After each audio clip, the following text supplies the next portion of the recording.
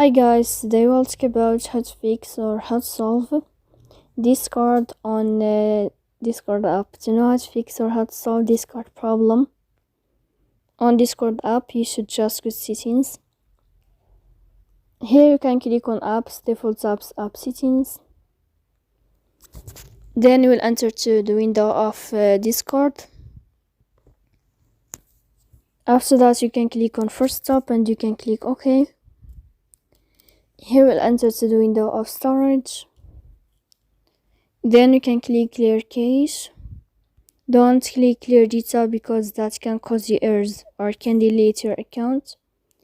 In the end, you can turn off your phone and you can wait a moment to turn on your phone again. So please don't forget to support us by like and subscribe. See you next time in another video, and thank you for your attention and your watching.